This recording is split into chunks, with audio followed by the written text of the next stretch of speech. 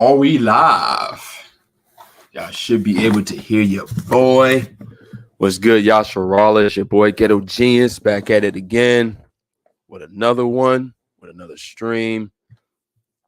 Kind of a late start tonight, but we're starting right at 9 o'clock Central Time, 10 o'clock on the East. So it should be 7 o'clock on the West Coast. Shout out to all of the hopefully elect sons of Yasharala. May enjoying the Sabbath day, another day to observe the Lord. You know, that's always a good thing. We're gonna let me see.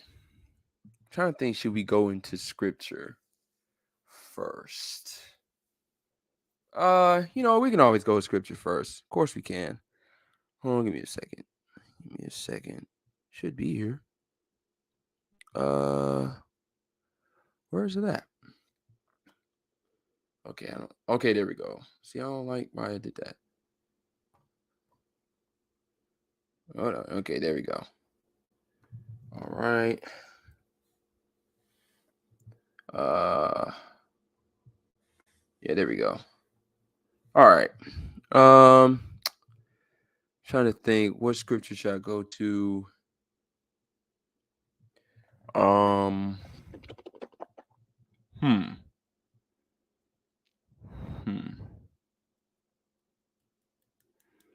I guess I can go to.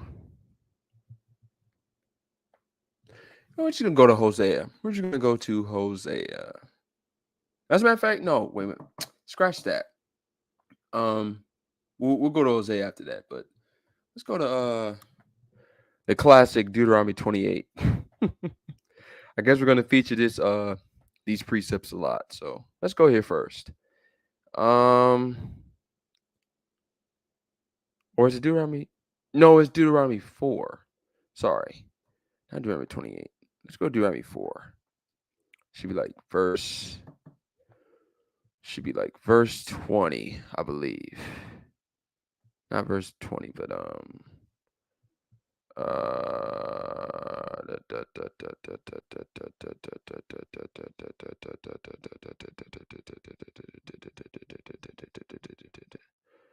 okay. Yeah. Deuteronomy verse 4, starting at verse 26. I call heaven and earth to witness against you this day that you will soon utterly perish from the land which you cross over the Jordan to possess. You will not prolong your days in it, but will be utterly destroyed. And the Lord Yahweh will scatter you among the peoples, and you will be left few in number among the nations where the Lord will drive you. And there you shall serve gods, the work of men's hands, wood and stone, which neither see nor hear nor eat nor smell. But from there you will seek the Lord Yahweh your power, and you will find him if you seek him with all your heart and with all your soul. And when you are in distress, and all these things come upon you in the latter days, when you turn to the Lord Yahweh your power and obey his voice. Okay? So let me go back to Deuteronomy 28. Tablet running smooth. Okay. Um let's see. Deuteronomy 28 in verse. You know what? We'll always start at verse 15. Deuteronomy 28:15. But it shall come to pass, if you do not obey the voice of the Lord Yahweh your power, to observe carefully all his commandments and his statutes, which I command you today, that all these curses will come upon you and overtake you. And we're just going to skip to verse 20. The Lord Yahweh will send you cursing, confusion, and rebuke in all you set your hand to do, until you are destroyed and until you perish quickly, because of the wickedness of your doings, in which you have forsaken me. Now, let's go to the quote unquote New Testament. Let's bring this one out again. All right. Luke 18, starting at verse 1. Y'all know this is one of my favorites. Then he spoke a parable to them, that men always ought to pray and not lose heart, saying, there was a certain city, a judge who did not fear the Most High nor regard man. Now there was a widow in that city, and she came to him, saying, get justice for me from my adversary. And he would not do it for a while, but afterward he said within himself, though I do not fear the Most High nor regard man, yet because this widow troubles me, I will avenge her, lest by her continual coming she weary me. Then the Lord said, hear what the unjust judge said. And shall the Most High not avenge his own elect, who cry out day and night to him, though he bears long with them? I tell you that he will avenge them speedily. Nevertheless, when the Son of Man comes, will he really find faith on the earth?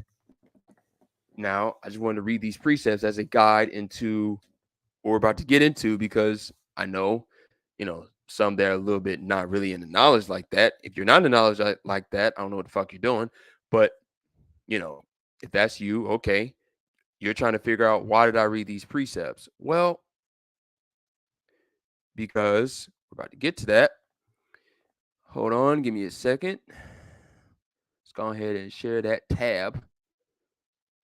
This video right here, what was it, Revolt TV? Just want to get this out the way. Fair use YouTube. On there, what are the conversations? Wow, why did that skip all the way there? Excuse me. Anyway, all right. Like I was saying, oh, What's up, y'all? It's hold on, Julian let Gordon the from the ad play. Multi-Family Movement, aka Mr. Multi-Family, and I'm here at Generational Wealth Conference. Make some noise, multi. Shut up. All right. Now, before I was rudely interrupted, by YouTube. Once again, fair use YouTube. All right, that's number one. Number two, it's also copied in the comment section, so don't be trying to play games tonight. This is important. But anyway, when was this? When was this video exactly? I think it's like maybe 8 months. Oh no, 3 months ago. They had another Revolt Summit, as you guys can see. With Killer Mike. Was it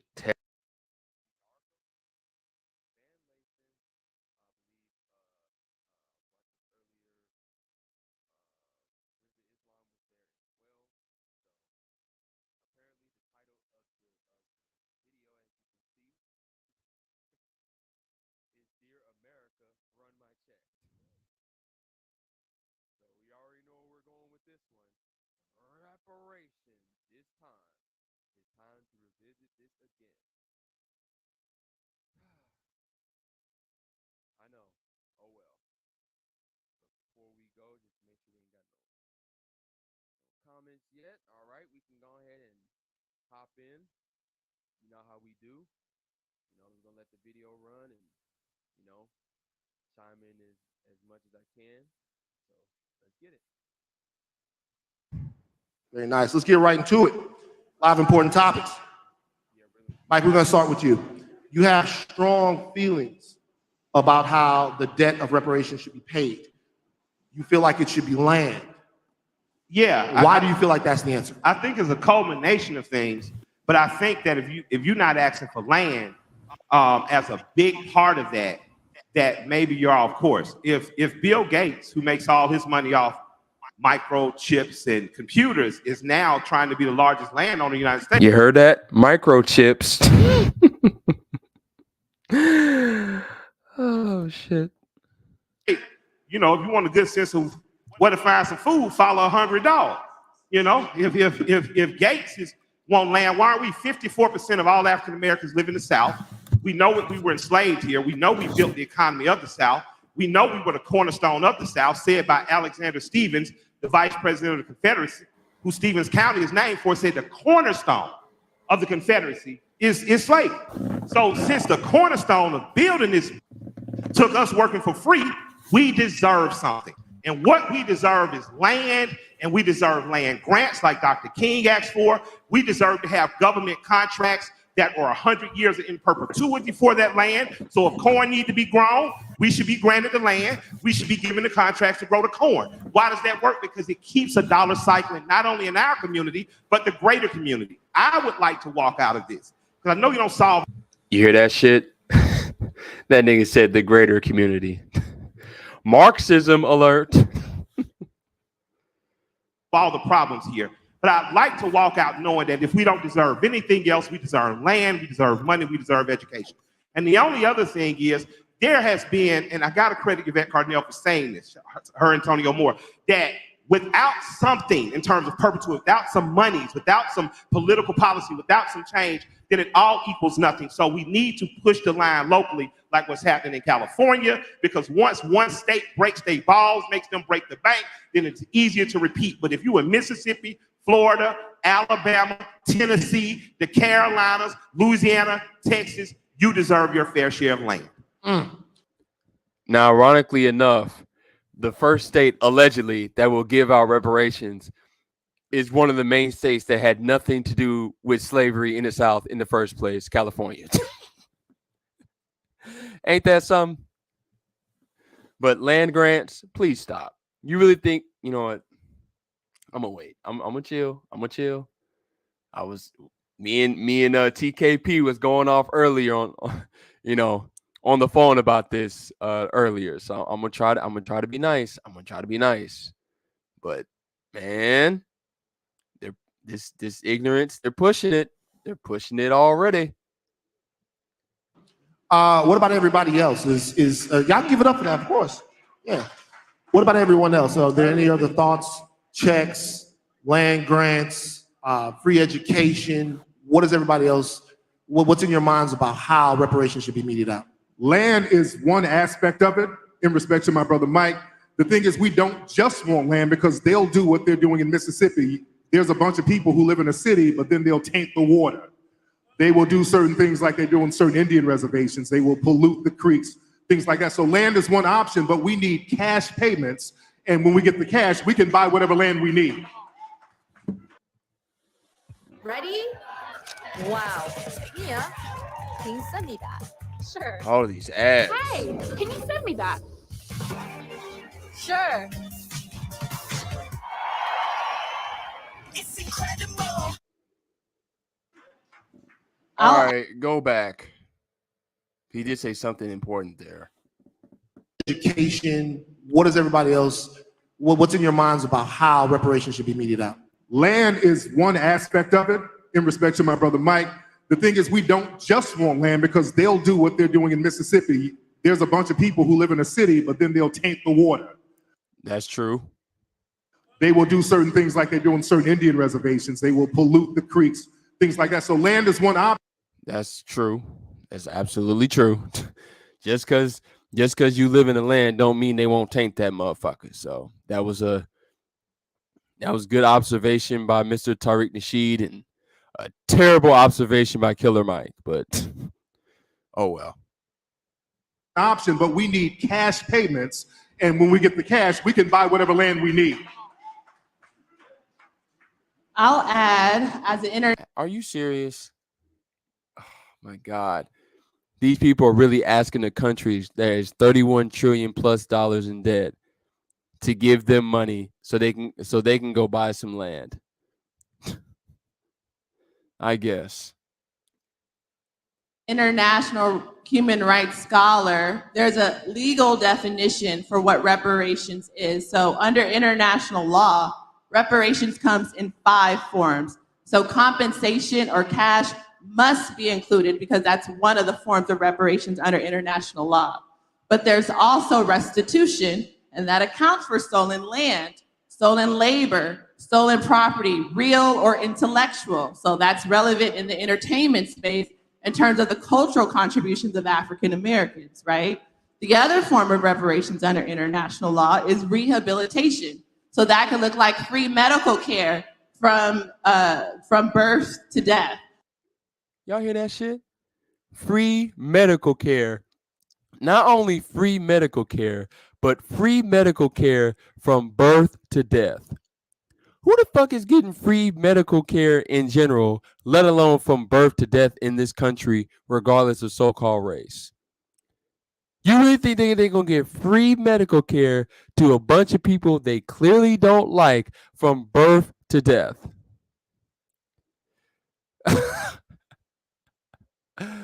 Oh my goodness.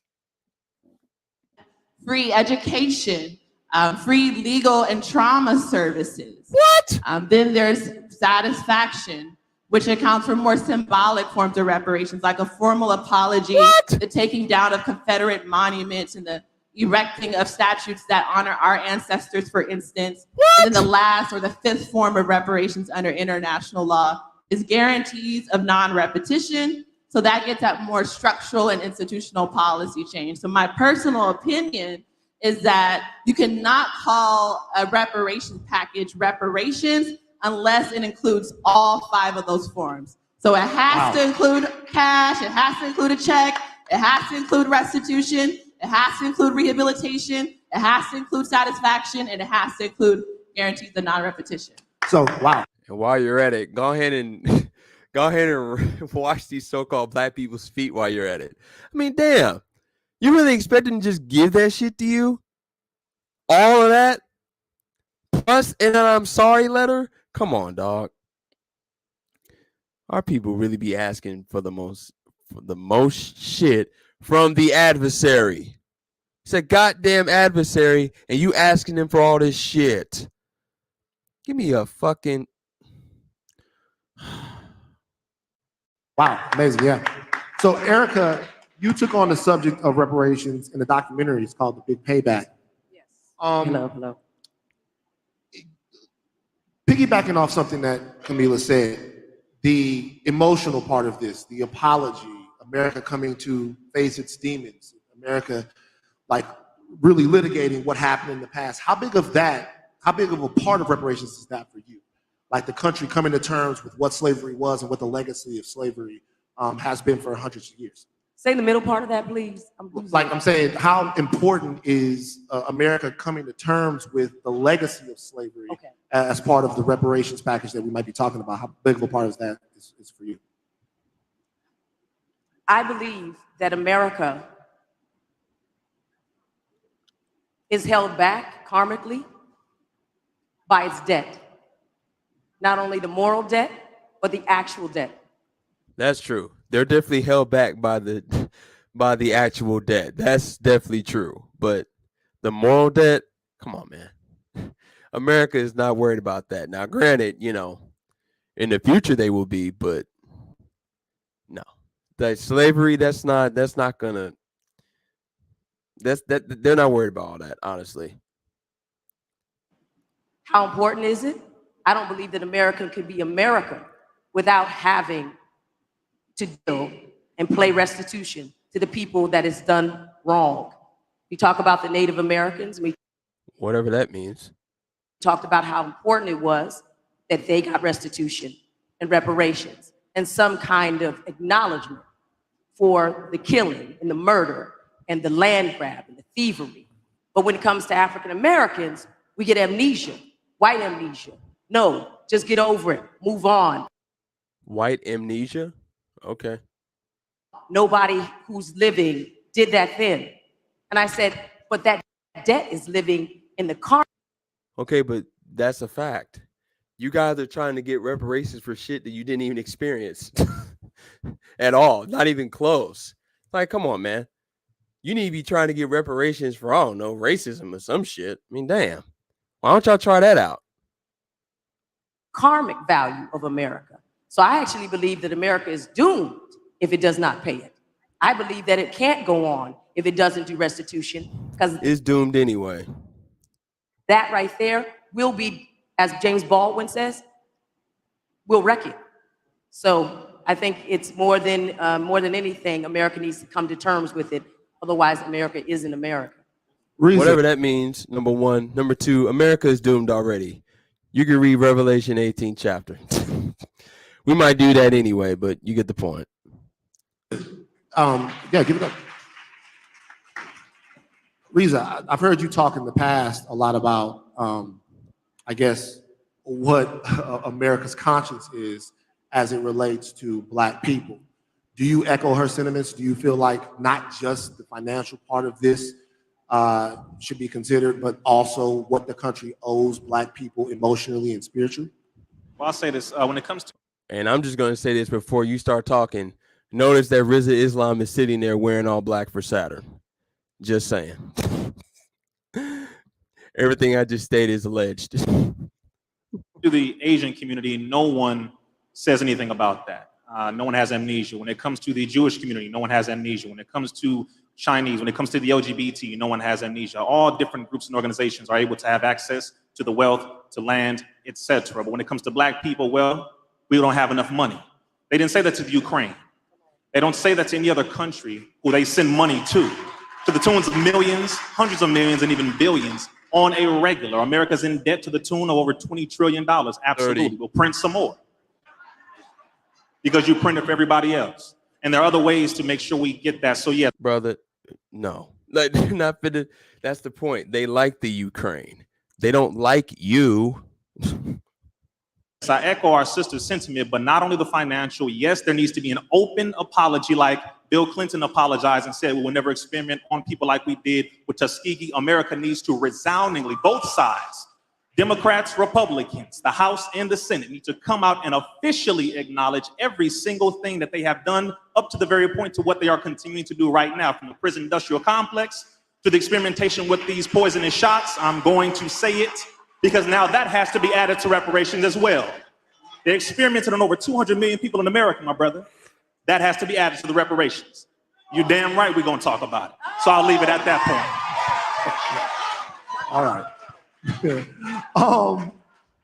So the next question is a slightly controversial one. And this is for anybody who would like to answer. Recently, there's been a talking point that's been floated around in a lot of intellectual circles that it's not just America that should pay reparations, that this goes back to actually some African nations that might have participated in the slave trade.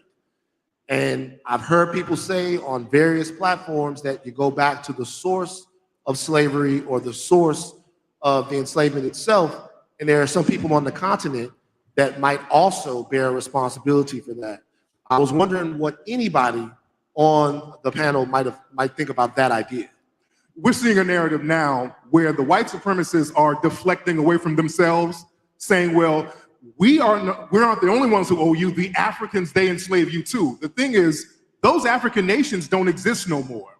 The kingdom of Dahomey doesn't exist no more. And we see the new movie, The Woman King, out, which is a horrible rendition of what happened, but that kingdom doesn't Thank you. Somebody said it. I mean, damn. Exist. They were colonized, and the wealth that they accrued, that was absorbed by the white supremacists in Britain and the white supremacists over here. Even the so-called Africans who enslaved us, they got re-enslaved themselves, and many of them were brought over too. So not only does the white supremacists owe us, you owe them Africans too. So you owe Allegedly, those Africans got enslaved and put over here. all of us the reparations check who came over here and became foundational Black Americans. Okay, Tariq, I'll come right back to you. Who, because you use the term foundational Black Americans, who, in your opinion, is owed reparations? Because I look out in the audiences, Black is an all-encompassing term when it comes to America. When the money is meted out of the land or whatever it is that we're talking about, who gets it? The people muddy the water. Good question. If we try to do reparations for racism, people who are descended from slaves. When the money is meted out of the land or whatever it is that we're talking about, who gets it? The people who are going to get reparations for slavery are the people who are descended from slaves. This is not reparations for racism. That's another claim, all right? A lot of people try to muddy the water. If we try to do reparations for racism, that's going to include Latinos, that's going to include some white people. They can say that they've experienced racism. So that brings in a whole crop of people, and then that muddies the waters. We're talking about reparations for people who built the country and the descendants of the people who built the country. The descendants of slaves who are foundational Black Americans specifically should get reparations, and no other group. Tess? They just built the country? Like, only so-called Black people built the country, huh? That's interesting. I'm asking if you have anything to add to that. What do you think about? No, I think Tariq said it best. I don't think there's really anything to add to. When we talk about a legal claim, who actually has that claim? If somebody in here were to slip on the floor and break their neck, there's only one person they're going to sue. It's going to be Revolt. There's no confusion on, well, I slipped and the other person next to me slipped, or they could have slipped. When you talk about a legal claim, and I can throw that back to. Well, the problem is trying to sue Revolt just because you slipped and fell on the floor doesn't really work, because you would have to prove that was a condition that was placed in the building before you sat down, which is going to be very hard to prove when there's a lot of people standing around. But you could try that though. It is what it is. Back to you. But when you talk about a legal claim and who is actually owed, it is where the harm was done specifically. And when we talk about that, we're talking about the descendants of slaves in America that was built in America.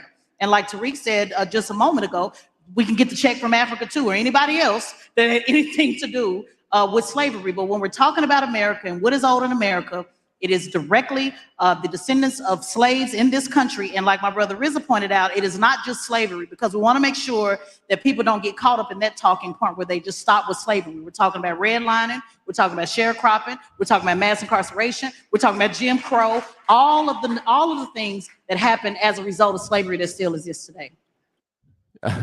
Keep in mind, she didn't mention the what can I say?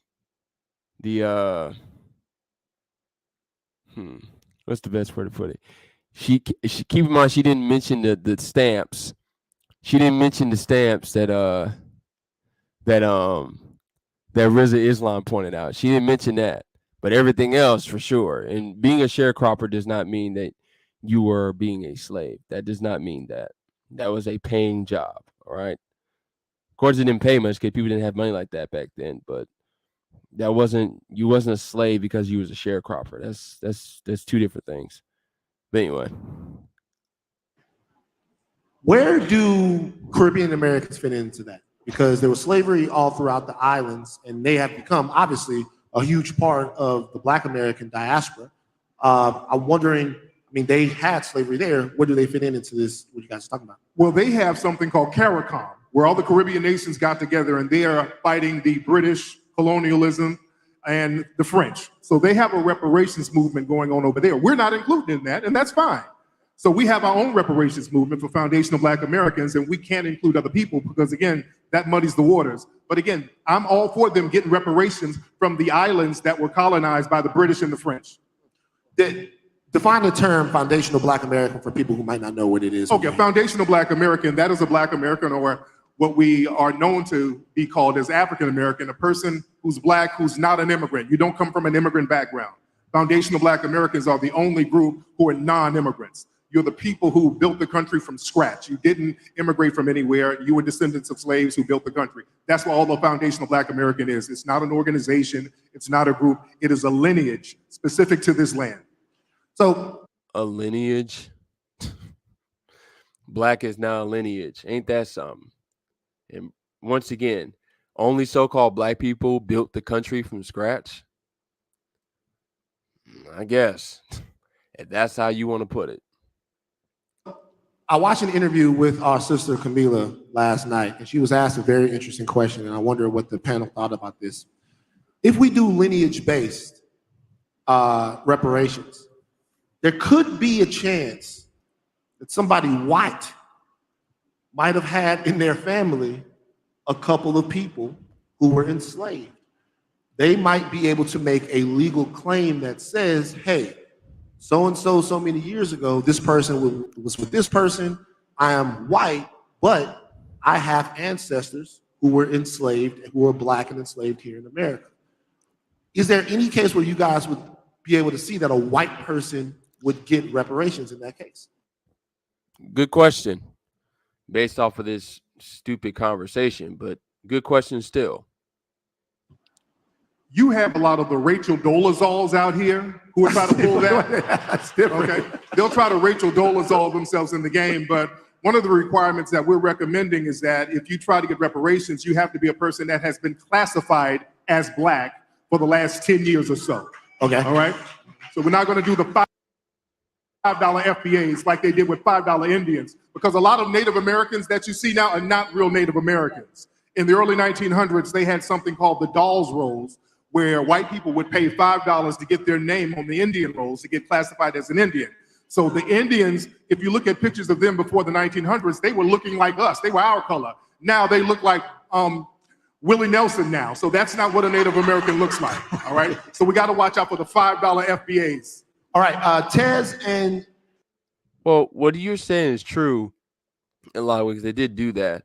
But that first part, my guy, in order for you to be Black, you have had to been classified as Black for at least the last 10 years. Motherfuckers get they quote unquote Black card revoked every day. So what about them? That's done with? You have to be called Black for at least 10 years? Once again, Black, wherever the fuck that means, but you have to be called that for at least the past 10 years in order to be a quote unquote foundational Black American that deserves reparations? That's your qualification for this? I'm telling you, man, our people just make shit up. Camila, there has to be a political apparatus into making this happen. There has to be political momentum into making this happen if it's going to come from the government. Tez, I'll start with you. What does that look like? How do we compel American politics, the American government, through political means to repay something that they won't even acknowledge that they owe? How do we do that? It's real simple. In the words of Biggie Smalls, we won't chase them, we'll replace them. It's just that simple. We cannot continue to beg, we have to boss. We cannot continue to ask the same leadership that has been in control. Amen. We cannot continue to ask the same. Amen.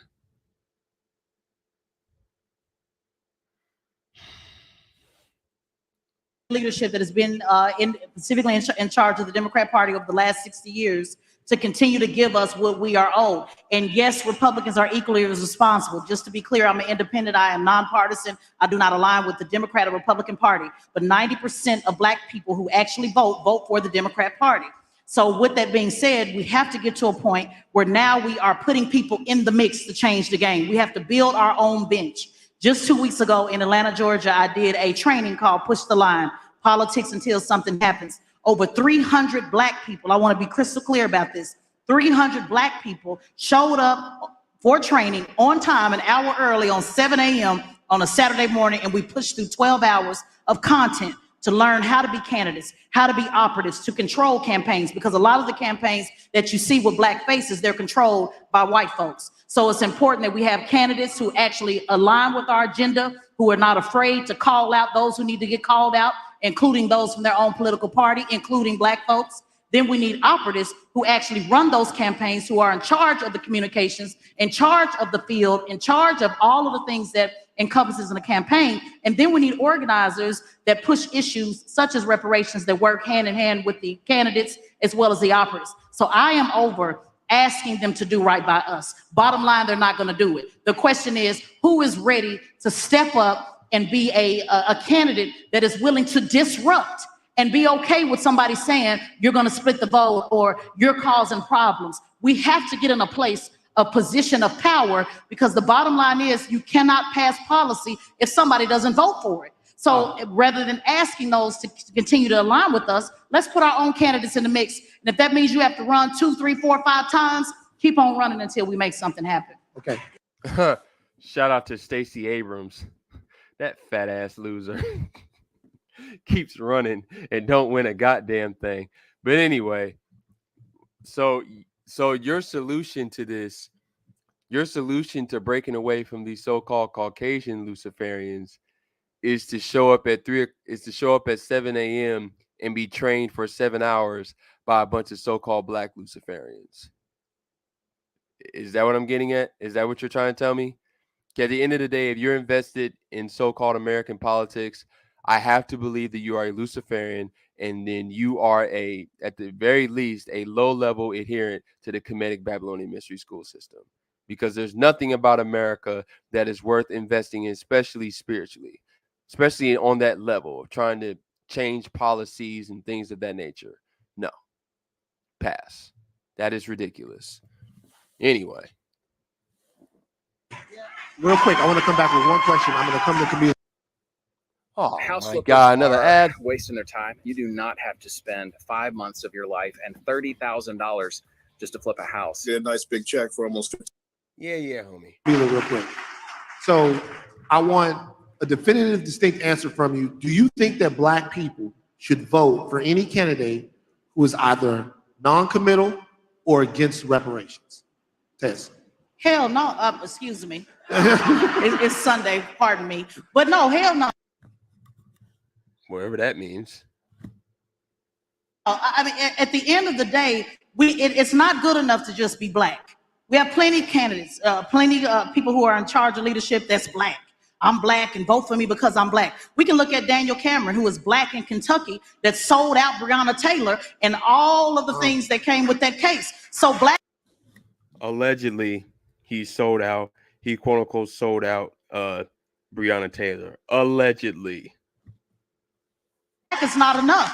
And he got voted in based upon him being the first black attorney general. So if we are not looking at exactly what they stand for and running the receipts to be able to show and prove that you are who you say you are, and be okay with questioning that, and then also calling it out.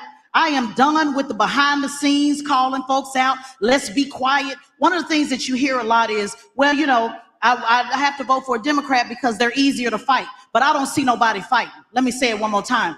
Y'all say they're easier to fight, but I don't see nobody fighting. So we have to get to the point where we're okay with calling people out and putting them on blast to correct themselves. Ice Cube said it best. My brother got his shirt on. Check yourself before you wreck yourself. So if we are not in position to check folks, there will be no running of the check. So we got to check folks on site, make sure we hold them accountable, vote them out, or send somebody to replace them. Word. Give it up for that. All right.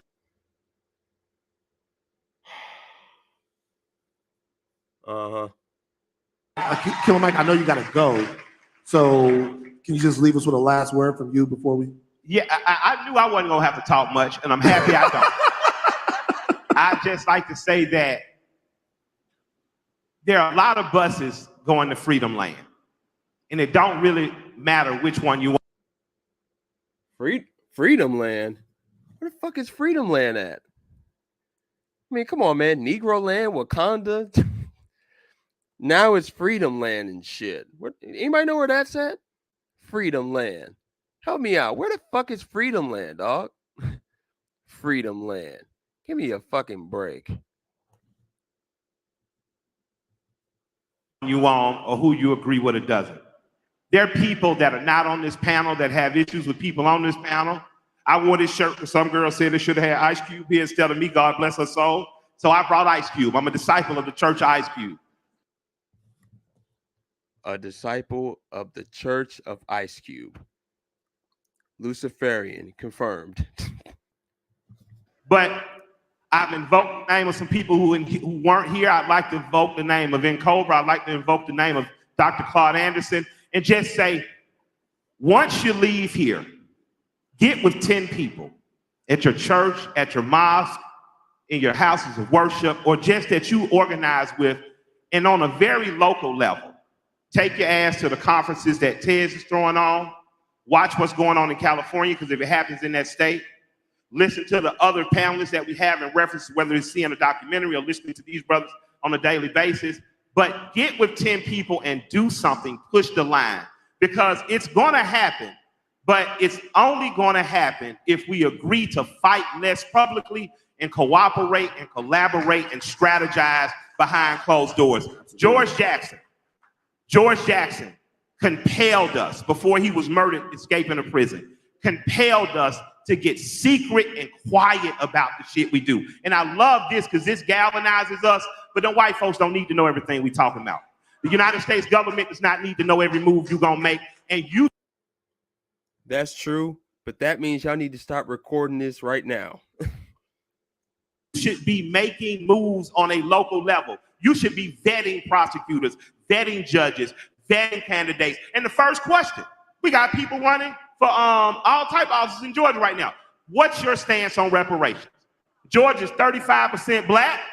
We got a lot of farmland. They're gonna bring marijuana and everything to casinos here. I wanna leave you with what Robert Smith says.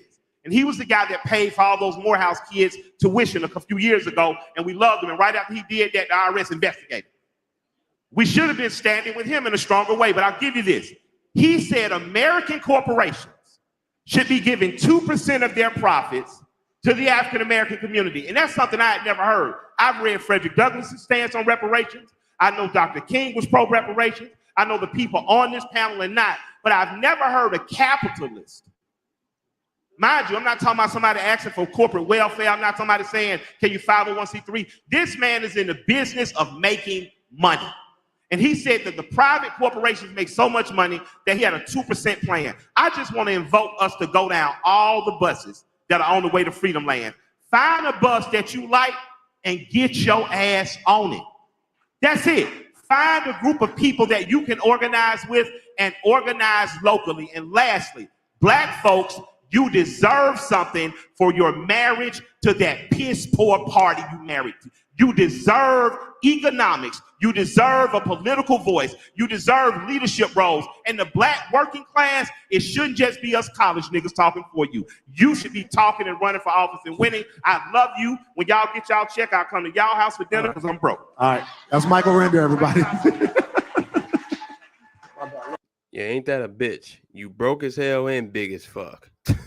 What a bad combination. But, bruh, you trying to tell me that so-called black people in general deserve something for being 90% committed to a garbage ass party that did absolutely nothing for you? Like, what do you mean? Like, you can say they deserve something, but they deserve what they're getting, which is a bunch of bullshit. When you subscribe yourself to bullshit all the goddamn time, that's what you're gonna get in return. You don't get nothing but bullshit. So you know what? That's fair. Once again, Luke 18 chapter, but here's what it is. That's all I heard. I just heard a bunch of Luke 18 chapter keep rolling around. But here's what it is with your broke fat ass. Anyway. Oh, man. I love you. All right. Camila, I want to talk to you because you are on the chair of the California Reparations Panel. What goes on there? What are the conversations that are being had? I feel so far away from y'all now, man. Michael was bridging me to my people. I might move down. But what happens on that panel? What do you guys do? What is the no? It's all gravy. It's all gravy. What's the process that you guys are actually going through to make this happen in California? Yeah. So just to provide some context, the California Reparations Task Force is based on a piece of legislation called AB 3121, which was championed by grassroots reparationists in California, working alongside elected officials who were also pro-reparations, namely Shirley Weber, who is now California's first African-American Secretary of State. And so AB 3121 was signed into law by California Governor Gavin Newsom in October 2020. It took about 9 months or so to get all the task force members recruited, and we had our first meeting June of last year. So the California Reparations Task Force, it's a 2-year effort. The first year was dedicated to the study phase, where we invited people to provide expert and personal testimony on a variety of topics, essentially around the atrocities against the African American community, starting with the transatlantic slave trade to the institution of slavery, and the harms or atrocities that bore out of enslavement, like Jim Crow, racial terror, political disenfranchisement. The list goes on and on and on. And in the second and final phase we're calling the development stage, where as a 9-member task force, we're actually coming up with what the forms of reparations will look like. And that will be memorialized in our final report that will be released June of next year. I'll also like to add that we have an interim report that we released June of this year that So that means June 2023, they're going to release their official formal report on reparations to a country that already has reached its debt ceiling, allegedly, and is now over $31 trillion in debt. Once again, that's what the plan is for this? Come on. that memorialize what we've studied. So it's a 13-chapter, 500-page report that catalogs the atrocities against the African American community, not only within the state of California, but on a federal level as well. And that report is available free online if you go to our website at oag.ca.gov/AB 3121. And again, it's 13 chapters, and in each chapter, it not only catalogs the harms against the African American community in California, but on the federal level as well. So no matter where you are in the United States, that report that we released June 1 is relevant to you. And you can use that report as an organizing tool to get your legislators engaged and involved in reparative justice initiatives where you are, in your city, in your state. Oh, wow, amazing. We're gonna 13 chapters. Numerology alert. have some questions in a second, but before we do, I want to actually piggyback on something that Mike was saying. Mike was talking about find your bus to freedom, which is a very powerful idea, right? Like find the bus that's going to freedom, the one that you like, and get on it. I find personally, as someone who works to amplify voices, but is sort of outside of the actual grassroots stuff, that a lot of times those buses are racing. And it's sometimes hard for us to get on code in conversations where we desperately need to be on code, because some people want credit, some people want their ideas at the forefront. As a community, serious question to everyone, strong voices, all of you guys, unique voices. How do we stop maybe some of the bickering that goes on between us when it comes to this issue and put the good of Black America before anybody's personal movement, anybody's personal, political stance, anybody's personal, media presence? Like, what do we need to do to better work together on getting the money that we're owed? Anyone can take it. Well, one thing, the reason why we have the FBA movement going so strong is because we needed to delineate to determine who's owed reparations and who's a foundational Black American. Because what would happen is when we talk about reparations, you have people who look like us, but they come from an immigrant background and they're already getting benefits as an immigrant. So us talking about getting something, they look at that as, well, he's going to take money out of my immigrant pocket if we give money to the FBAs. So they'll get around us and try to sabotage and get off code. So it was important for us to delineate in a respectful way to say, hey, you're not owed, we are, and we have to focus on what we're doing. So that's one thing, not letting outside groups come in and infiltrate because they have some kind of personal vendetta because they're not even owed reparations here. I'm gonna push you gently here. I'm gonna push you gently. When you say outside groups, some people would say that sounds divisive. I mean, we're all black. I understand what you're talking about in terms of who's owed the money and who's not owed the money. But do you think that we should be maybe possibly, and I've talked to you a lot before, brother, maybe a little bit more, I don't know, inclusive in the way that we have these discussions so there's not them versus us? Listen, they had the Emmy Awards like last week. Anytime a non-FBA person won an award, like Jamaican American actress Cheryl Lee Ralph won an award. The minute a person who's of Nigerian descent becomes a PhD doctor, Nigerian American PhD doctor. Anytime they do something positive and constructive, they go out of their way to delineate from us, which is cool. Take your win. When we want to do something positive for our group, we're told we're being divisive if we're talking about reparations specifically for us. So they have to respect us the way we respect them. Right, okay. Chevy Silverado factory lifted trucks with the capability of a 2-inch lift, the versatility of the available multi-flex tailgate, and the connection of a 13.4-inch diagonal touchscreen. Chevy Silverado, taking adventure to a whole new level. I like to add on to that. The problem is you got to figure out who is your people. That's number one. And just saying foundational Black American, I don't know about all that. That sounds like made up jargon. Like, come on now. Once again, colors are not racist, so that means black is not a race. That's number one.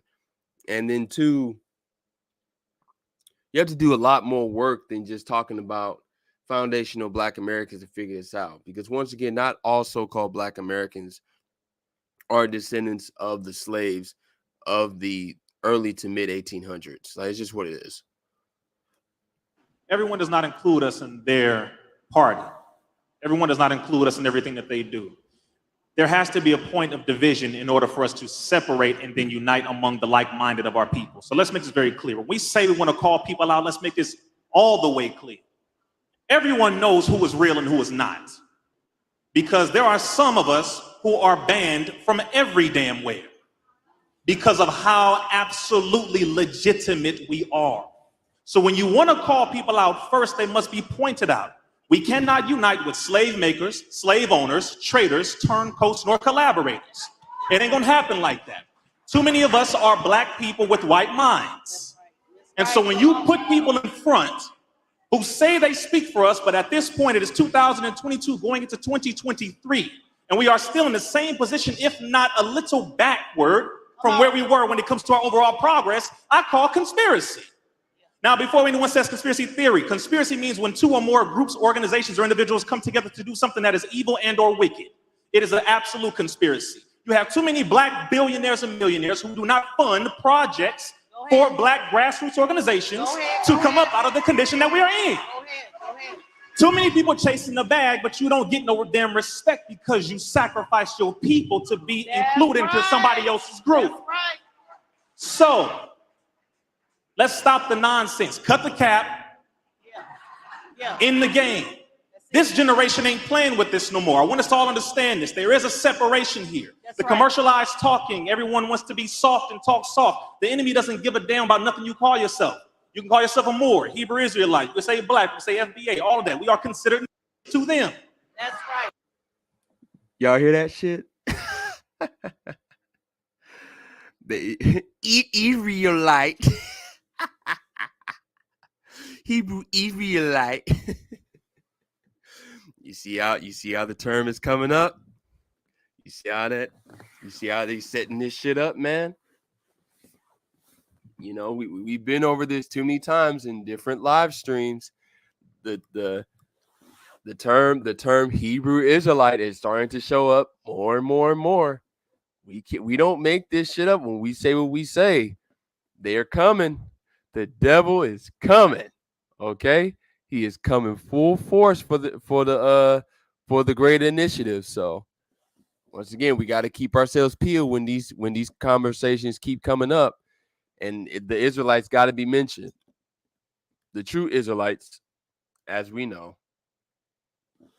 That is the very plain, simple reality. If you are a Black millionaire, but you can't speak the truth, you are nothing but a rich slave. That's right. And I will never trade my place with someone who has a lot of money but no respect for my own people. That's right. Too many of us get comfortable once we get a check and we forget where we came from. That's right. And you don't want to even go back around your people because you feel like we're not even worth being around. That's right. So at this point, again, this is a nice stage, a wonderful event, but knock it off. Those who are really about this, be about it, so that the enemy can say, you know what, we need to stop playing with these people and give them their real respect. Man, I like to add a. Sure. I like to piggyback quickly on that.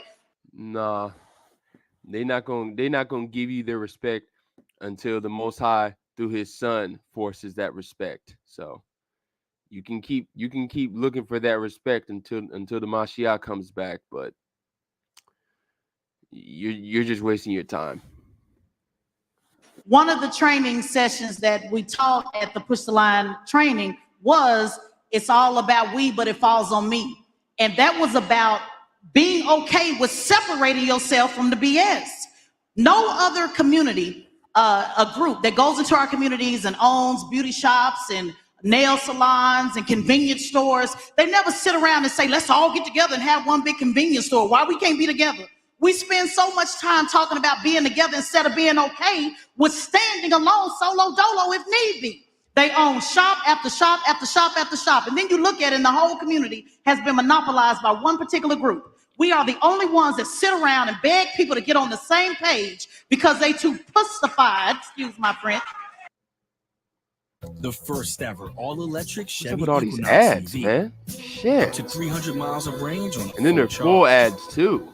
A starting price around $30,000. Motherfucker. EVs for everyone, everywhere. Chevrolet. Hurry up. All right, let's go back for a second. Monopolized by one particular group. We are the only ones that sit around and beg people to get on the same page because they too pussified, excuse my French, to stand firm for black people. So I'm okay with being by myself. If it's me and 10 other people that's pushing the line, remember Gideon's army only had 300. We don't need 10,000. We need 300 riders that's ready to push the line all the way, call out what needs to be called out, including even folks that we like, and continue to push the line. We cannot continue to soft shoe around this topic. It is not, I would say that it's the opposite. When somebody says you're being divisive, I would say, no, it's actually you that's being divisive because you're trying to put us all together to calm down the voices that are loud enough to call out folks that need to be called out. I get it. It makes some people uncomfortable. But at the end of the day, somebody got to do it. So when people tell me, well, you ride with this person or ride with that person, my response always to them is, well, he got to call them out because you damn sure not. We got enough people on the other side that are making excuses for those that are abusing us. We need more people on this side that's willing to lose the bag, lose the contract, miss the opportunity for the show, miss the opportunity to be elevated on high platforms when we are continually living low in our communities. I just want to. Who is we? Like, bitch, you don't look broke up there. that sounds a little fugazi to me as far as I'm concerned, but you know, everything I just stated is alleged. I want to add one thing. I think we also need to be honest. Most of the change makers in our community are from the entertainment space, and I think that's why we're all here, because we're interested in the intersection of arts, entertainment, and social justice. So we need more athletes involved. We need more musicians involved. We need those people involved in this space. Some athletic organizations, professional athletic organizations, have reached out to me preliminary, wanting to get involved in the California Reparations Task Force, but we need more. So to answer your question in terms of how we can work together, we need to connect the dots, work alongside who's in our network in the entertainment space, and push the conversation forward. Now, it would be nice if we did have entertainers and athletes. Unfortunately, they are held to the plantation tighter than most of us. Yeah. We really need the grassroots doing it, because when we had an athlete, our good brother Colin Kaepernick, stand up for black issues, we see what they did to our brother. And they're still... They didn't do anything to him. That nigga was sorry as hell, and he wasn't worth the trouble. That's all that was. blackballing our brother. When you're dealing with the white supremacist corporate structure, you kind of have to play ball with them. But we need we need all of you on the grassroots to really push the line and keep the politicians in order to say, hey, we're not going to vote for you. We're not going to vote blue no matter who, just because you're dangling some butter biscuits at us. We need you to bring tangibles to the table because we as black people, we deserve something. You're giving something to all of these other groups and you're not giving it to us. You don't have to vote blue no matter who. If Herschel Walker offered a check, I would vote for Herschel Walker. I would have to spell reparations for him, but I would vote for Herschel Walker. You know? And let me say this, no other community, and respectfully, I appreciate what you're saying. No other community tells their rappers and activists and actors to speak on our issues. That's true. No, we need scholars, we need organizers, we need people that actually know what the hell they talking about.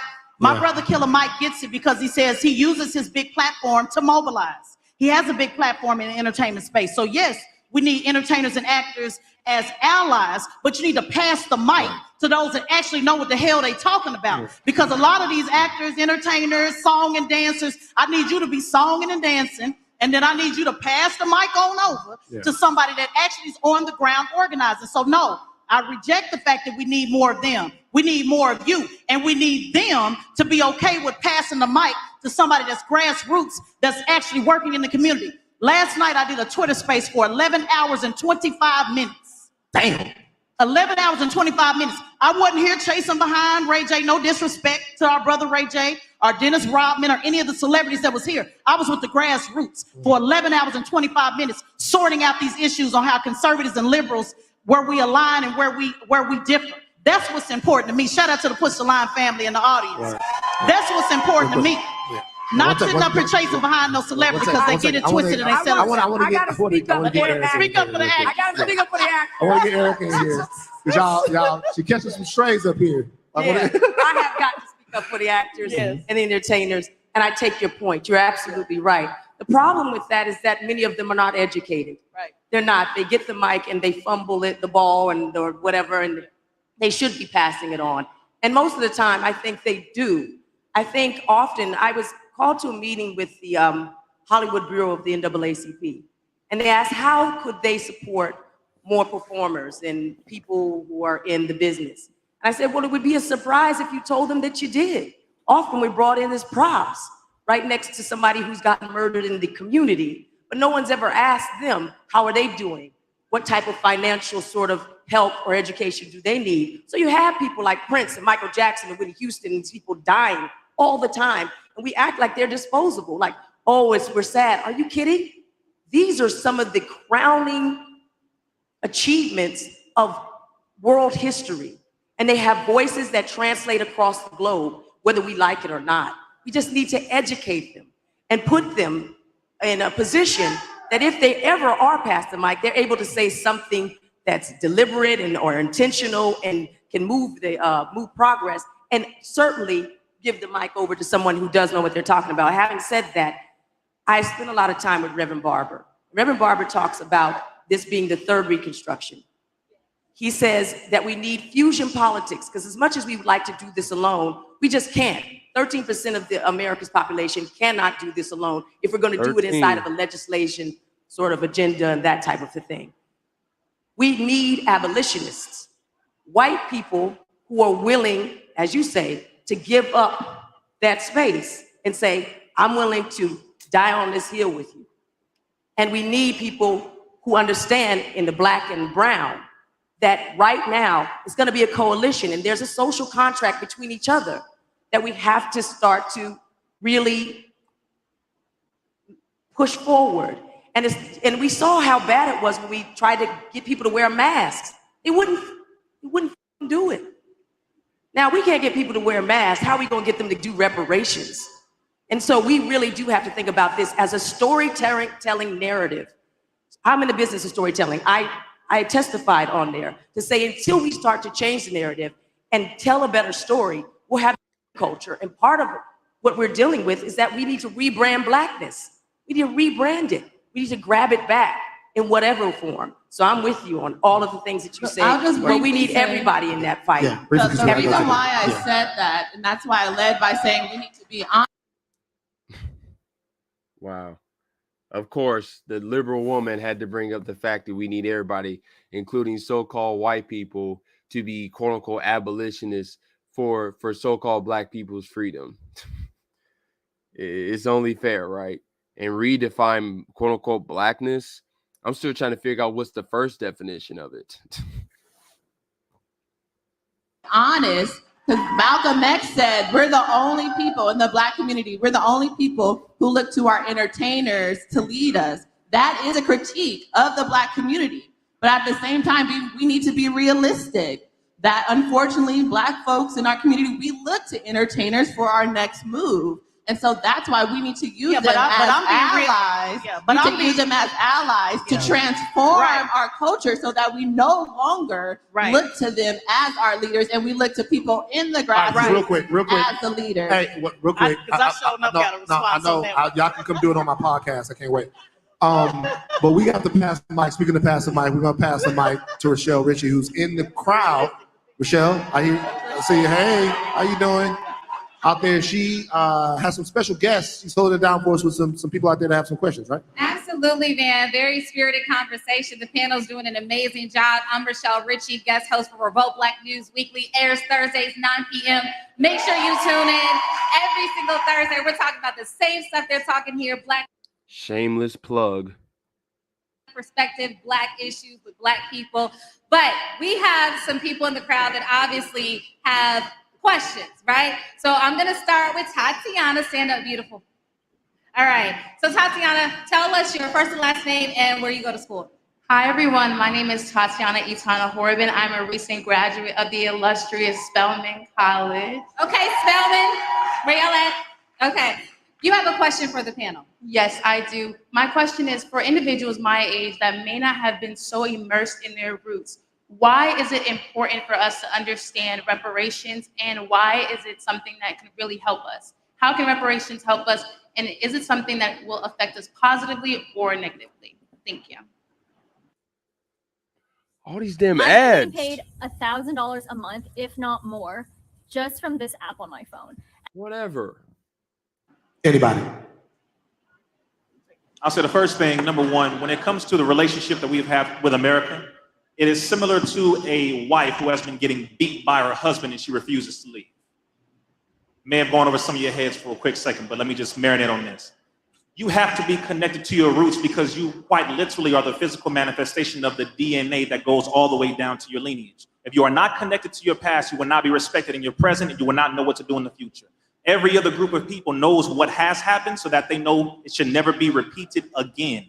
And they make it clear to everyone around them that it will never be repeated again. So that's why they educate themselves. That's why they make sure they know about the financial structure. They know about the religious side of things or the spiritual systems. They know about the educational field, etc., so that they can build upon what their ancestors constructed. If we do not know what they went through, if we do not know what they deserve better and what we deserve now, then we will never be respected as a people. I'm saying this from this generation.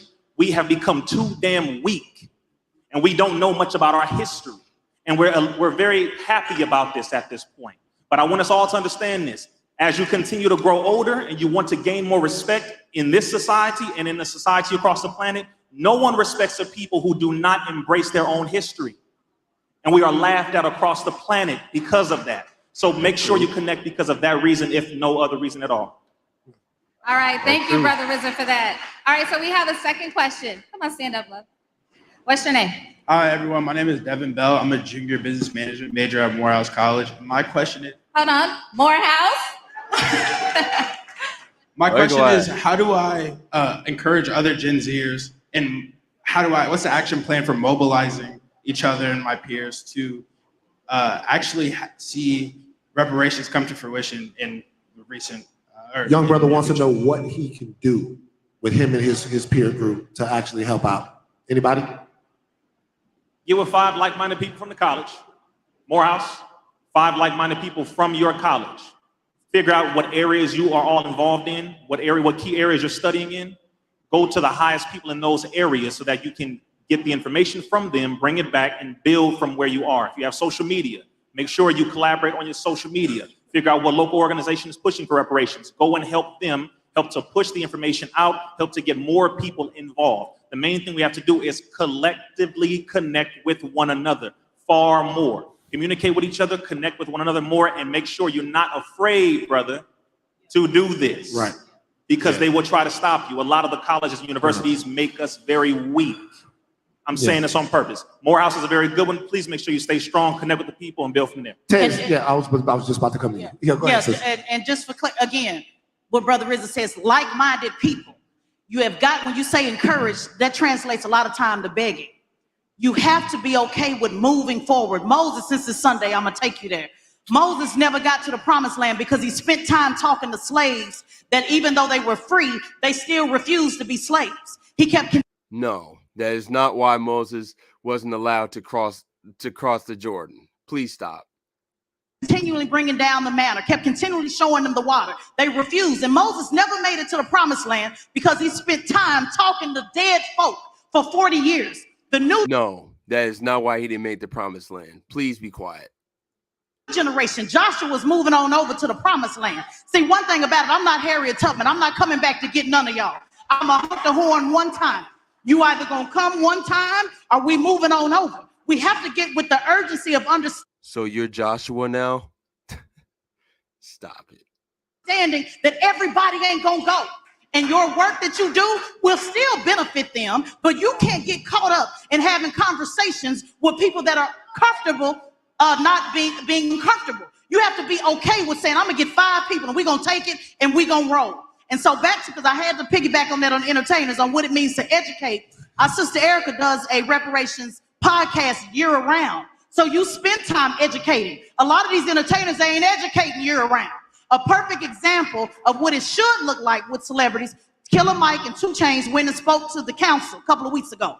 2 Chainz got on the mic and said 2 Chainz and passed it on over to Killer Mike, who's been organizing. He did. Come on, man. He deferred his time. He deferred his time to Killer Mike, aka Michael Render, that's been. So that nigga 2 Chainz is retarded. He should have said titty boy. That's what he should have said. He should have said titty boy. Oh shit. Organizer since 15 years old.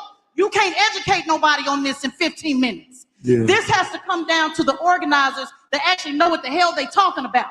Even on this panel, I told you, Van, some questions I'm gonna defer to Rizza and Tariq when it comes to history. I don't have to answer every question, but when it comes to organizing and politics, that's where I'm gonna speak up and raise my hand. So yes, we want more people who understand Erica like you do, using your platform to mobilize folks. But a lot of these celebrities and entertainers are looking for yet another gig. They looking for yet another opportunity to be seen. They looking for yet another opportunity to get a contract. We need people like you to get 5 people. And it is realistic, sister, to me. It is realistic. The devil is alive. 300 people showed up last week on time at 7 a.m. in Atlanta. The NAACP, the CBC couldn't get but 100 people at best in the room. And that's just telling it like it is. They showed up. So no, it's realistic. We just don't engage and organize. That's just the bottom line. People want to be with like-minded people. They follow warriors up the hill. Nobody's going to follow no weak leader. So a lot of these organizations, much due respect to all the organizations, we pay homage to the organizations that we are riding on those shoulders.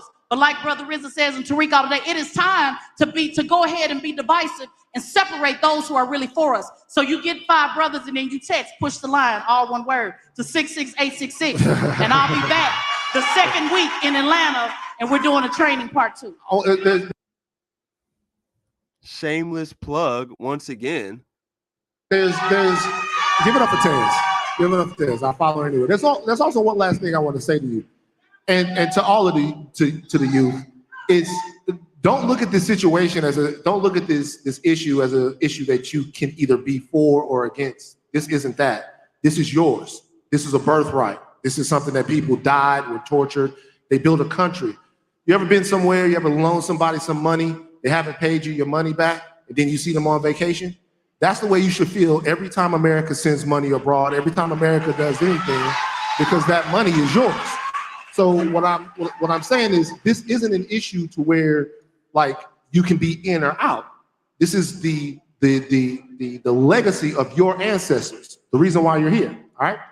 Can I just quickly make an ask? You talk about Generation X. We're actually doing a reparations debate, like in the form of Buckley Baldwin that they did at Cambridge. We're going to be going across to HBCUs. We're starting at Bennett College in North Carolina. So all female Black women's college, they're going to do the rules of engagement, get the guidebook together, and then we're going to hit it with the NC10 there, the HBCUs. Reverend Barber's going to be one of the debate coaches, Joy Reid, that type, Robert Bruce Simmons. But we need help. If you think that we can come to your university and run a debate, and we want to use that analysis and data to give it to Congress to see what we learn and really make it a youth movement. So that's what you can do. Please get in contact at colorfarmmedia.com. And we'd love for you to be a part of it in your university or your college or your group. Thank you. All right, next question, Rochelle. Yeah, I love everything that was being said. So we got some people in the audience that also are coming up to me with questions. So I'm going to try to get to these three gentlemen behind me. But right now, Vivian, why don't you stand up for me, love, and tell me where you go to school and ask your question to the panel. Hello, my name is Vivian Taylor. I currently go to Kennesaw State University. I am a junior and I major in emerging media and journalism. Yes, journalism majors. You know, I love that. Okay.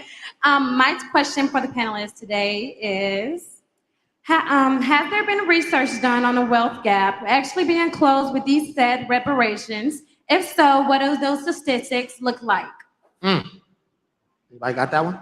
The question is, she's asking is, and correct me if I'm wrong, young sister. The question she's asking is, this obviously we know that there's a wealth gap between white Americans and Black Americans. Has there been any research done to see whether or not reparations would take a chunk out of that, would close the wealth gap? I think that is a fantastic question. Like, Camila, do we know that at all? Yeah, so the California Reparations Task Force, we actually hired 5 economists to help us crunch the numbers for what reparations in the form of compensation might look like. In California, we had our 2-day hearing just yesterday and the day before in Los Angeles, where the economists described, again, what compensation might look like for state-sanctioned atrocities against the African-American community. You can look at our past hearings. For instance, the economist said yesterday, if you were a victim of the war on drugs in California, you could be owed by the state of California upwards to over $100,000 for each year that you were unjustly incarcerated. You could be owed, for instance, if you were a victim of housing discrimination or redlining, up to $200,000 if you were a victim between 1933 and 1977. So I'm just imputing these facts and these data to make it real to you all. This is real. This is happening in California as we speak.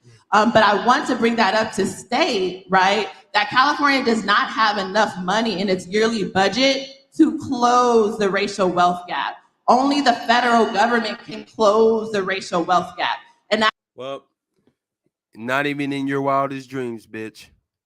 at its current rate, it would take over 200 years to close the racial wealth gap between Black Americans and white Americans. And that is why reparations on a federal level is such a necessity. So it's not enough for the state of California to atone for its own atrocities. We need a federal or national movement to ensure that that racial wealth gap is closed. And to answer the previous question, yes, you can create your own organizations, but you can also research, because there are existing organizations right now that are doing the work to push for reparations on a federal level. In fact, on September 30th and October 1st in Atlanta, there's an organization called the National Assembly of American Slavery Descendants, who will be hosting their inaugural summit at the National Center for Civil and Human Rights. California Secretary of State Shirley Weber will be a keynote. I'll be a panelist. I think Bernice King will also be in attendance. That is a ripe opportunity for you all to get engaged and get politically active in the national fight for reparations. Right. Rochelle, you got the last question. All right, so we had, like I said, we had a couple of people come up to me wanting to ask questions. So, sir, you came up to me. Go ahead and ask your questions to the panel and introduce yourself. Okay, I'm Uday, executive songwriter, got a lot of placement, but that don't matter. I have a question for the young lady about the entertainers. I got 2 things. First thing is, you know, we talk about white people and all that, right? But these are the same white people that gave us our doctrines to God. So when you talk about Moses, we don't know if Moses made it to the promised land or not. That's the first thing. Second. Okay, so this nigga don't know what the hell he's talking about. Clearly tells you in Deuteronomy he did not make it to the promised land, brother. But it's not for the BS reason that she tried to give. That's the whole point. But no, we know he did not make the promised land, dog. So once again, the only thing more ignorant than the average modern so-called black woman is the average modern day so-called black man. Like, it's such a big fat joke. It is.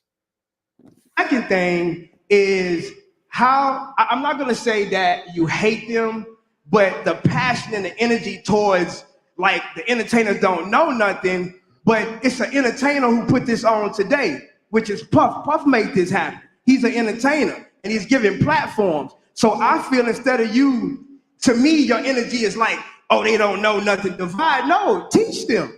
Instead of like, because they have the platform, whether you like it or not, because the young generation look to them. So instead of you making a big deal out of it, like, oh, the entertainers know, you grab them and you teach them. I got you, brother. Let me hold up. Let me be clear. Now, see, this is when receipts matter. The brother that put this down, Diddy, I consult him, homie. I'm his consultant. Yeah. The brothers that do, no, we got to go there. Second, when we talk about who got talent, I can freestyle battle you right now on this stage. Get him, Tez. Ain't nobody mad. Ain't nobody mad What it do, about Tez? no entertainers. So let me be, I want to make sure you understand exactly who you're talking to. Ain't nobody mad at no entertainers. Killer Mike is my brother. When he deal with politics, he called me. Hold on, Puff is my brother. When he deal with politics, he called me. Wait a minute. So let's be clear. Ain't nobody mad. Ain't nobody mad. No, let this happen. Ain't nobody mad at no entertainers. I work with the entertainers. What I'm saying is we work together. We work together to educate each other. And see, the problem right now is you're being an example of the problem with entertainers. Because instead of you listening, instead of you allowing me to school you and teach you, you busy talking and performing. See, I don't do performing. I do receipts. So the person that put this together, Diddy, absolutely endorses me. And him and I talk about politics all the time, baby, with our black party, actually putting on the work. So see, you gotta be willing, willing to listen and learn. I'm not taking nothing away from an entertainer. Erica and I, we on the same network, baby, the Black Effect Podcast Network. Shout out to I work Charlamagne. with entertainers. Now the question is, can you work with me? Give it up for our panel today, y'all. Everybody, give it up for our panel. Riz Islam, Tessin Figueroa.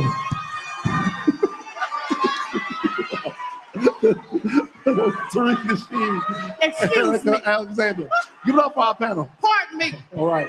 You guys. Hold on. Can I say this? I'm also, stall them out, Tez. I gotta say Stall this. them out. I'm also a military veteran, so excuse my aggression. I'm an M60 gunner from the United States Air Force, baby. So I just come hard like that. That's all. That's all. You gotta deal with the aggression. I'm both sides. All right, you guys. LA in the building. You've heard the Wow. that turned into some nigga shit real quick, didn't it? The fuck was that? Man, look. Our people are so screwed because they don't understand real history. But real quick, give me a second. I need to look at something. To close this one out, we're gonna look at a couple websites. Give me a second. All right. Here we are. Give me a second. Boom, boom, boom, boom, boom, boom, boom.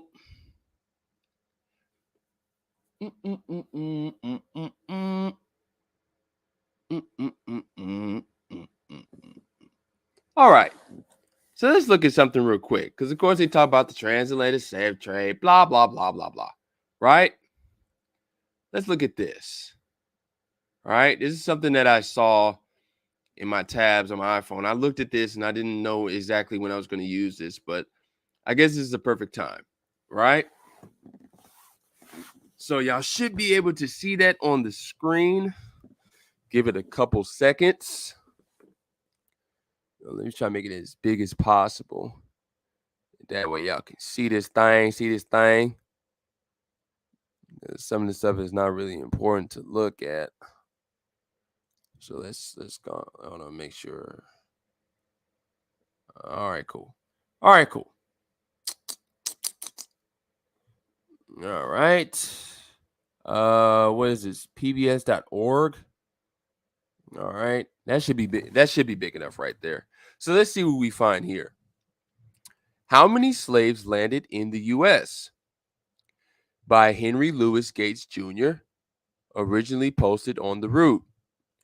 Perhaps you, like me, were raised essentially to think of the slave experience primarily in terms of our black ancestors, quote unquote black, here in the United States. In other words, slavery was primarily about us, right?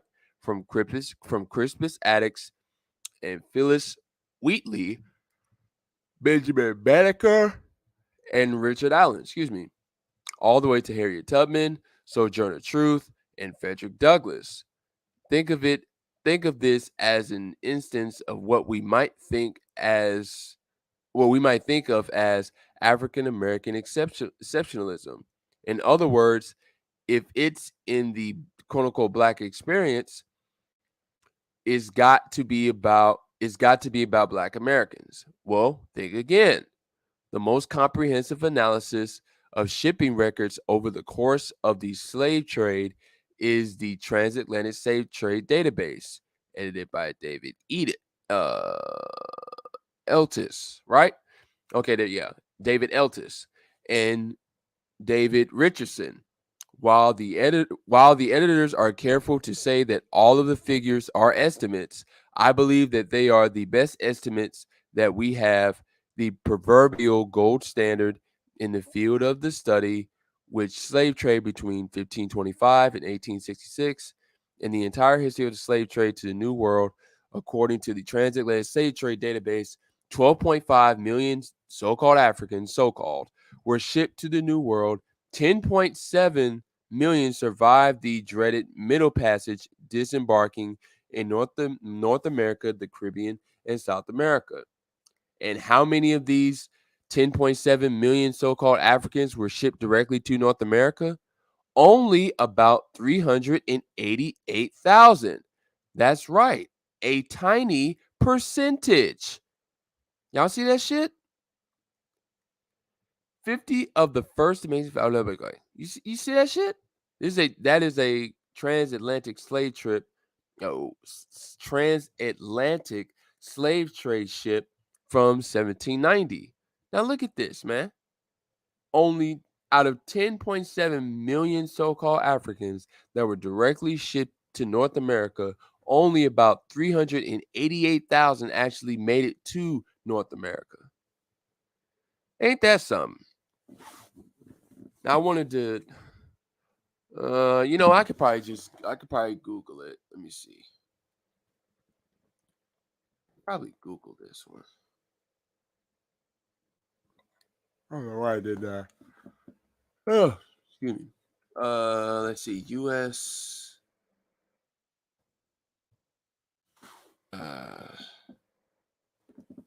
Let me see. U.S. Census. U.S. Census. It should be like. God damn it. Slave population. Yeah. No wait. Yeah. Slave population.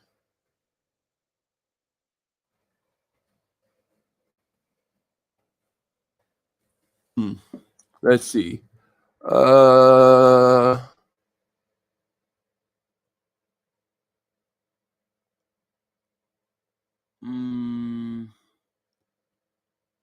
This might be it. This might be it.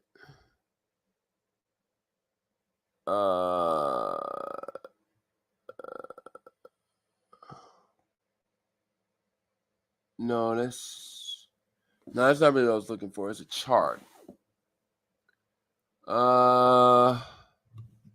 Is this it? This might be. This might be exactly what we're looking for. No?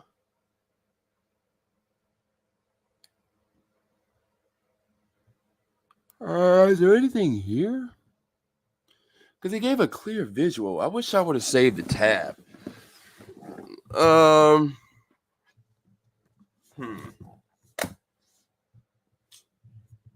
Give me a second. Let me see.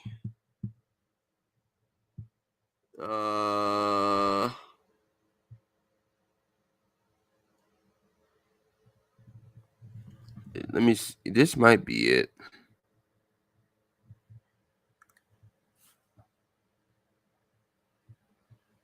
Oh, excuse me. Okay. I think I found it. All right. I think I found that motherfucker.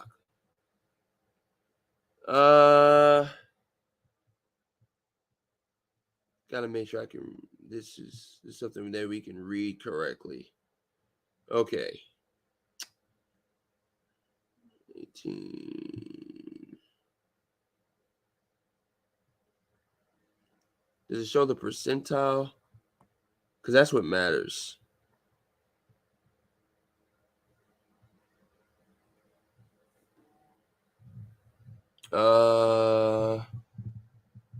Percentile.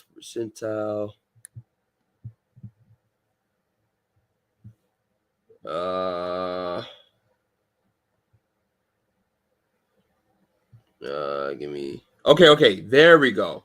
Okay. All right.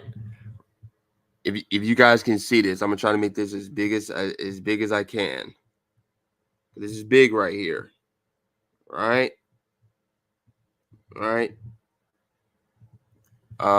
Y'all should be able to see that. Let the screen let it load up. All right. Let me see if I can increase a little more.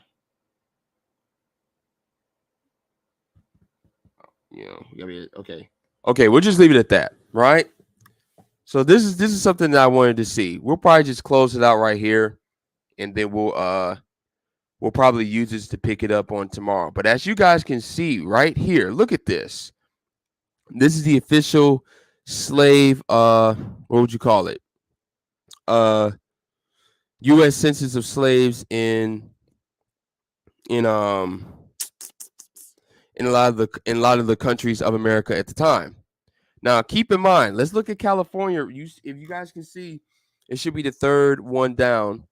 Look at California. Keep in mind, California is the first state to institute any type of so-called reparations. Meanwhile, they're at best, their slave percentile was only 1%. It didn't even register. It's just nothing but a bunch of fucking dots. So isn't that something? Now, as you guys can clearly see, this is the slaves to the total color population. Look at these percentages. I want you to look at this. Now, if you guys are paying attention, the only states that actually achieved a 50% a 50 percentile of so-called black slaves in those states are at any point in time between the late 1700s and the mid 1800s. The only states that were able to achieve that feat was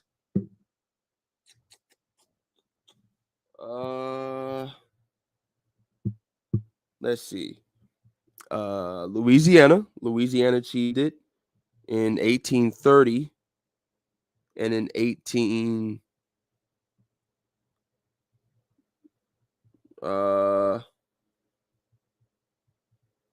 yeah, I guess.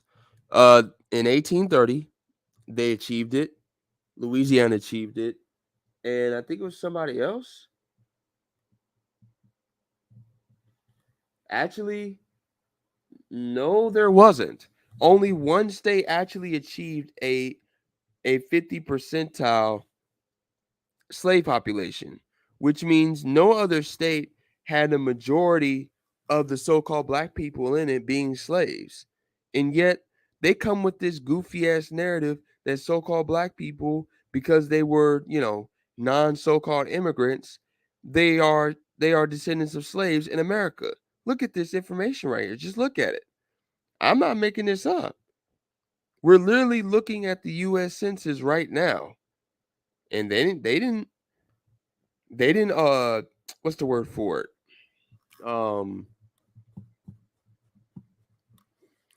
those, there wasn't no. I'm trying to think of the words I'm going to use. Because when you look at the U.S., you look at this U.S. census right here. I'm forgetting my words right now. But when you look at the U.S. census right here, none of these other states achieved that 50th percentile. So that means for the most part, they didn't have slaves like that. I mean, the only other states to achieve 40% at the most was Georgia. Georgia did it twice. Florida did it. No, wait. Georgia did it 3 times. Florida did it twice. Obviously, Louisiana did it twice. And